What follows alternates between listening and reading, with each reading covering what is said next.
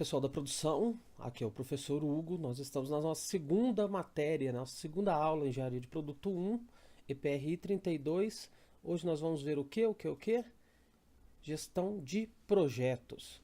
Como eu disse na última aula, nós íamos ver modelos de referência, né? Um modelo de referência baseado no Rosenfeld, e que nós tínhamos lá, cada uma das caixinhas ia ser uma aula nossa. E tem lá planejamento estratégico e depois vem gestão de projetos. Por que você está fazendo gestão de projetos antes de planejamento estratégico?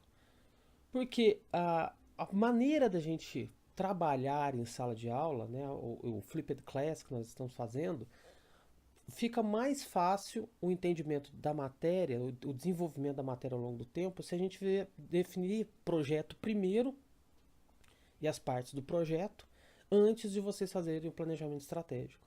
Porque na hora de fazer o planejamento estratégico, vocês já vão estar com um mínimo de, vamos dizer assim, de horizonte para o trabalho que vocês vão desenvolver. E aí nisso vai ajudar o preenchimento do escopo, e esse escopo pode ser revisado de uma maneira mais clara depois quando vocês fizerem o planejamento estratégico. Tá ok? Então vamos ver introdução, né, uma definição do projeto, gestão de projetos e Project Management Body of Knowledge, o PMBOK. A introdução. Então, por que a gente tem que desenvolver novos produtos, novos processos, novos serviços? Como eu já disse na aula passada, o principal motivo é a rentabilidade. Preços de venda podem ser até 30% maiores do que seus concorrentes se os seus produtos forem inovadores, se os seus produtos tiverem caráter tecnológico e forem competitivos. As empresas inovadoras faturam até 100 vezes mais do que aquelas que não inovam. Esses dados são vindos de análise de mercado e trazem para a gente, né, essa visão. Desculpa, acho que eu estou ficando resfriado, aí eu estou tomando um cafezinho para melhorar. E sem novos produtos, empresas perdem mercado, né? Olha aqui a foto, que legal, do Bombril. Como é que era. E a Bombril faz tudo isso aqui hoje. Sem novos produtos, a empresa perde mercado. Tá repetido, né? Olha que feio. Novos produtos, em geral, aumentam a produtividade e lucratividade. Então, o que? Você expandir o seu mix de produto também é uma maneira de criar novos produtos, de criar novas oportunidades, ao explorar novas oportunidades de negócio e criar novas empresas. Mas o que mede o sucesso ou fracasso de um produto? Quais produtos você conhece como um sucesso e como um fracasso? Coca-Cola, Coca-Cola Light, Coca-Cola Zero, o Coke, né? Que a gente viu isso muito no final dos anos 90, começo dos anos 2000, e o Cherry Cola. O que vocês sabem? O que vocês já viram? Né? Eu já vi todos eles. A Coca Zero tá aí até hoje, a Coca normal tá aí até hoje, a Coca Light tá, o Coke tá, e principalmente o Cherry Cola. O Cherry Cola foi um dos maiores erros de mercado no Brasil, porque o sabor ele era bem visto fora do Brasil, nos Estados Unidos, Europa. Agora, quando chegou no Brasil, a galera odiou e sumiu rapidamente do mercado. E a gente sempre vê algumas tentativas parecidas, né? Que tinha Fanta Maçã, Fanta. Agora tem Fanta Guaraná. O Fanta Guaraná ainda está no mercado, a gente não sabe ainda se foi aceito ou não. Mas tinha muitos produtos de outros sabores da Fanta que sumiram rapidamente no mercado. Então a gente tem que. A gestão do projeto, né? Você fazer o projeto, você fazer a busca de dados pelo o planejamento estratégico auxilia na redução do risco, que nem a gente viu na aula passada. Então o Cherry Cola foi um tiro no escuro aqui no Brasil e que não deu certo. Então os principais aspectos de fracasso: qualidade do produto, má qualidade do produto no caso, alguma barreira de regulamentação de lei no país, estoque, diferenciação do produto em relação a similares no mercado, distribuição, aqui ó, promoção e posicionamento, é o terceiro lugar. O que é o promoção e o posicionamento? Como que o produto ocupa, qual que é a imagem, né, que o cliente tem desse produto na memória dele.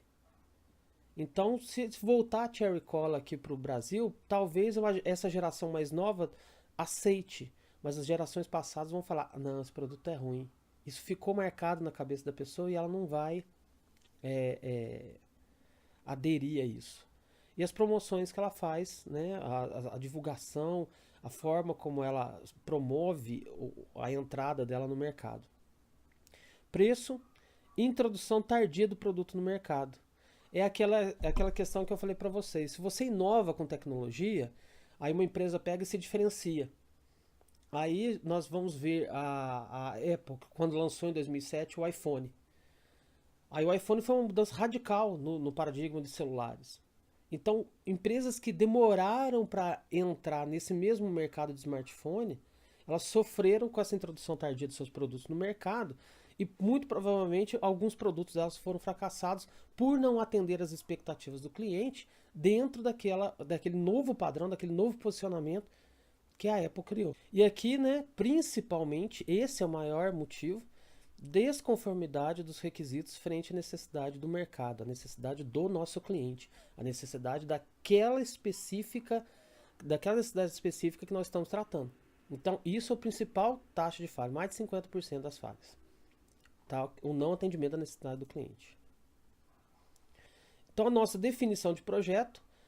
Projeto é uma palavra derivada do latim de proitio.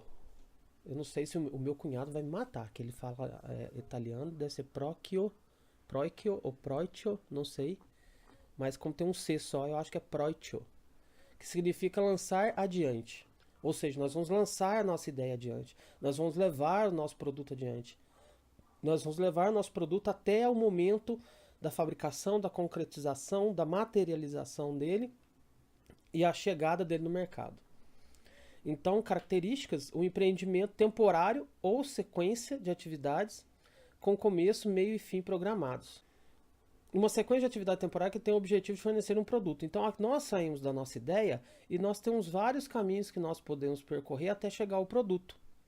Mas por esses caminhos, qual que é o melhor? Qual que é o objetivo? Qual que vai atender melhor nosso objetivo? Então, o que nós temos que encarar são as incertezas e a complexidade do nosso projeto. Se eu tenho pouca incerteza e pouca complexidade, eu tenho um pequeno número de variáveis com pouca incerteza quanto ao resultado final. Pequenos projetos de engenharia, organização de um congresso, desenvolvimento de um produto na disciplina, baixa incerteza, baixa complexidade. Agora, se eu aumento a incerteza, eu tenho um pequeno número de variáveis quanto ao resultado final, complexas. Então, o número de variáveis é pequeno, então é pouco complexo. Mas a incerteza é maior com relação ao resultado final. Projetos monodisciplinares de pesquisa, TFG. Agora, se eu tenho um pouco mais de complexidade e a incerteza é baixa, grande número de variáveis, elevada incerteza ao resultado final. Copa do Mundo e Jogos Olímpicos. Agora, grande número de variáveis e elevada incerteza quanto ao resultado final. Grandes projetos multidisciplinares de pesquisa e desenvolvimento.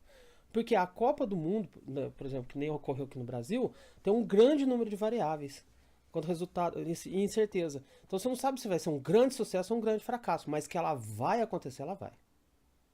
Porque tem muito dinheiro injetado.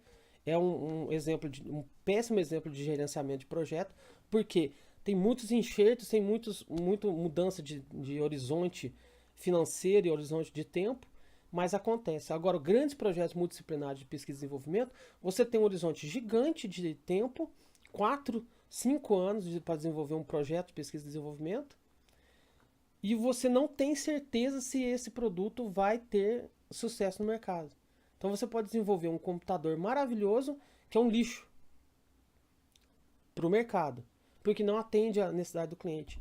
Ou então um computador que é maravilhoso, lindo, potente, só que muito caro. Aí pouca gente compra. Então o que acontece? Esse número de incertezas, esse número de variáveis complexas, define, né, esses projetos multidisciplinares. Então desenvolver um produto, a diferença, né, desenvolver um produto para a disciplina e desenvolver um produto para o mercado, é a incerteza do mercado aceitar o seu produto. Então, o projeto auxilia isso. O projeto auxilia você a minimizar essas incertezas. Então, o que nós temos? É um esforço temporário único, planeja e executa o projeto, enfrenta escopos que podem ser desconhecidos. Por isso, o elevado nível de incerteza, o elevado nível de variáveis. Equipe multidisciplinar, resultado único específico, um produto, um resultado de um P&D, pesquisa e desenvolvimento. Mudança de residência, você só muda uma vez. Se você mudasse o tempo todo, né? Operação, esforço contínuo, estável, repetitivo, consistente. Mesma tarefa a cada ciclo de processo. Não exige equipe multidisciplinar e o controle em torno das metas de produção. Empresa de mudanças. Ou seja, a empresa de mudanças ela vai fazer várias mudanças todos os dias. Mas as pessoas que estão mudando, elas mudam uma única vez. De uma casa para outra. Ela não fica mudando a mesma casa o tempo todo, né? O que é um subprojeto? Um subprojeto é uma parte de um projeto de grande porte. A fase, o estudo de viabilidade de um novo projeto. A parte física, projeto de um motor para o próximo modelo de veículo. A tarefa, o teste de motor projetado. E o programa, o desenvolvimento de um fornecedor para peças. Ou seja, nós vamos acabar vendo todas essas partes do subprojeto dentro do nosso desenvolvimento de produto. Por quê? Nós vamos pegar uma caixinha lá. Uma caixinha, o modelo geral do Rosenfeld é o nosso projeto. O subprojeto é uma caixinha. E a fase é o desenvolvimento das etapas dentro daquela caixinha. Já o sistema é uma forma de identificar um conjunto de atividades e subprojetos complexos. Por exemplo, o sistema de propulsão do ônibus espacial. O ônibus espacial é um sistema. Ele tem vários subsistemas, projetos, subprojetos e sistemas. O sistema de propulsão é uma parte de um subprojeto, que é o subprojeto de propulsão, que tem mais elementos que só esse sistema, e a gente vai desenvolver isso. A gestão de projetos em si, então, gerir um projeto é um processo dinâmico, que compreende 5 etapas principais interligadas. Ou seja, o surgimento da ideia e esclarecimento das necessidades. Que nem eu falei para vocês, definir um problema, definir uma necessidade, surge a ideia. Então nós vamos planejar, organizar, executar e controlar. E encerrar o projeto. Por que eu coloco essas setinhas? Porque o planejamento e a organização são interligados com a execução e com o controle. Então a partir do momento que eu planejei, organizei, comecei a executar e estou controlando, o planejamento é aquilo que eu quero ver no futuro. Então eu vou me organizar, me planejar para juntar o pessoal, para juntar os recursos necessários para executar esse projeto. E à medida da execução dele, eu vou controlando os possíveis desvios que ele vão surgindo. Então a preparação, eu vou preparar o projeto, faço um plano básico com as definições preliminares de escopo, prazo e custo. Está aí a razão de eu dar gestão de projeto primeiro para vocês do que o projeto de planejamento estratégico, para a gente ter uma ideia preliminar básica do escopo, prazo e custo, mobilizar recursos, detalhar o plano básico, adquirir recursos necessários para realizar as atividades, e execução, realizar as atividades e executando o plano e o controle com base no desempenho técnico, nas atividades e no custo. Ou seja, aí eu vou botar em prática. E a conclusão, eu vou encerrar o projeto, apresentar o resultado final, fazer um balanço, desmobilizar os recursos e preparar um novo ciclo de vida. Ou seja, o produto lançado conclui um projeto. Depois do lançamento você vai fazer uma fase de acompanhamento e depois de descontinuidade. No ciclo de vida de projeto, nós temos a ideia inicial, definição do produto, definição das atividades, prazos e custos e a proposta básica. Foi aprovada? Não. Volta, revisa. Foi aprovada? Sim. Monta uma equipe. Detalhamento dos planos, aprova. Não, volta, revisa. Sim, mobiliza os recursos, inicia o projeto. Realiza as atividades, controla o processo, administra mudanças no escopo de custo e prazo. Produto concluído, apresenta o produto, aprova pelo cliente, fecha o administrativo. Eu posso até colocar uma caixa de decisão aqui. aprovação do cliente. Não, adequação ao requisito do cliente, por exemplo. Fechamento administrativo, desmobilização dos recursos e início do novo ciclo de vida. As abordagens. Dentro das abordagens de gestão de projetos para desenvolvimento de produtos, nós temos o desenvolvimento de produtos sequencial, que era o que era muito feito até os anos 70, antes daquela visão japonesa que entrou na gestão de produto e gestão de produção. Então nós temos o quê? Um exagero de áreas funcionais, muitas áreas subdivididas, cada uma delas trabalhando para gerar alguma espécie de resultado. Excesso de técnicos especialistas, pesquisa e desenvolvimento isolado, porque a pesquisa e desenvolvimento não tinha conversa com a engenharia. Então o pessoal estava desenvolvendo tecnologia, para essa tecnologia ser assumida no produto, o pessoal de engenharia tinha que reconhecer que a pesquisa e desenvolvimento era importante. E deixava um pouco isolado, porque a engenharia era vista como maior, como mais importante. E aí isso significava um risco. Porque a hierarquia no fluxo de informação isolava esses fatores. O controle era muito grande, por isso exagero de áreas funcionais. E atrapalhava o fluxo de ideias. Aí nós temos a engenharia simultânea, que veio tratar para a gente a ideia de times multifuncionais, a ideia de gestão de projetos como é que fala? Ao mesmo tempo, eu esqueci uma palavra melhor para ao mesmo tempo, com gerentes de projetos com poderes. Então nós tínhamos lá, né, o diretor executivo, o gerente funcional e o gerente de programa. Então antes o gerente funcional mandava nisso aqui e outro gerente mandava nisso aqui. E aí o que acontecia? Ficava uma briga de ego entre essas duas áreas funcionais. Agora com o gerente de projetos, ele controlava isso aqui, ó. Então virava uma gestão de projeto mesmo. Ele interligava todas as áreas. E você tinha um gerente de programa que respondia ao gerente executivo, o diretor executivo. Numa estrutura em matriz, ou seja, não é só colunas, né? Eu estou vendo linhas e colunas, matricial.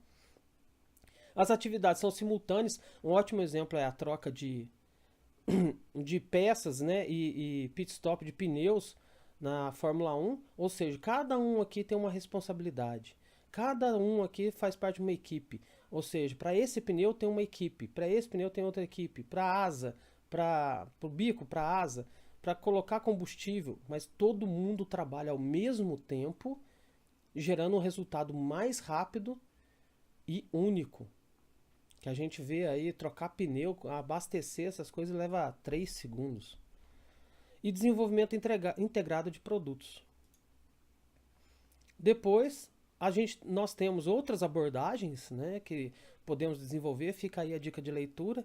Desenvolvimento Lean, desenvolvimento para 6 Sigma, Design for 6 Sigma, né, desenho para 6 Sigma, maturidade de projeto e gerenciamento de ciclo de vida. São outras abordagens de gestão de projetos voltados para produto. Aqui, né, dentro das abordagens, eu tenho a estrutura organizacional e as características. Então, o que acontece? Como que a característica de autoridade do gerente de projeto é vista pela estrutura organizacional funcional? Pouca ou nenhuma. Na matricial, limitada, moderada ou alta. E para o projeto, quase total. A disponibilidade de recursos, pouca, porque são isolados nas colunas. Na matricial tem uma leve interação, então por isso que pode variar entre fraca, balanceada e forte. Para o projeto, alta, quase total. Quem controla o projeto? O gerente funcional. Aqui, na matricial, se for fraco, o gerente funcional, né? A estrutura for fraca, balanceada, e se a estrutura for forte, o gerente de projeto, e para o projeto, o gerente de projeto. Por quê? Quem vai controlar aquela parte do projeto não funcional é aquela coluna, aquele gerente. Ele vai entregar aquele resultado e aquele resultado F para a outra coluna, para o outro gerente funcional. Agora, já com a gestão de projetos, tudo é integrado. Então, o controle fica melhor. A função do gerente de projeto no funcional é parcial.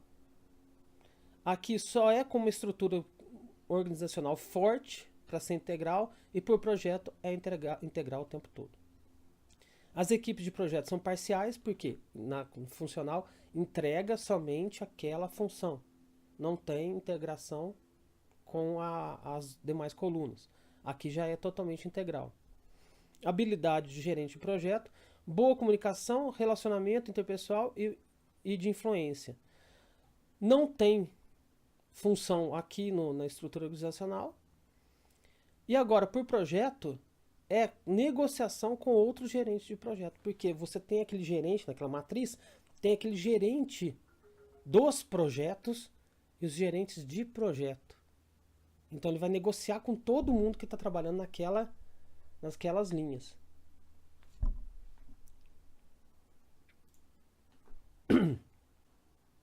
Então tá ok, pessoal. Vamos fazer o desafio.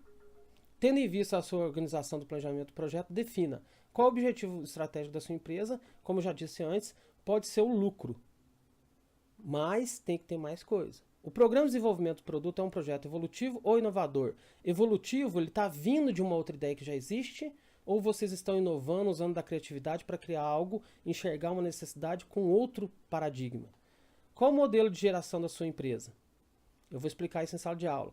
Com base nas informações pesquisadas, elabora o escopo do projeto. Então, vou botar para vocês um Excel, vou colocar no Facebook e no Siga, tanto para vocês da Engenharia de Produção da Unifei, quanto o pessoal que estiver interessado, quiser pegar.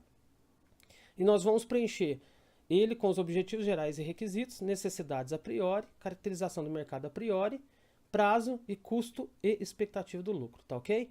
Pessoal, muito obrigado quem ficou até o final assistindo a aula.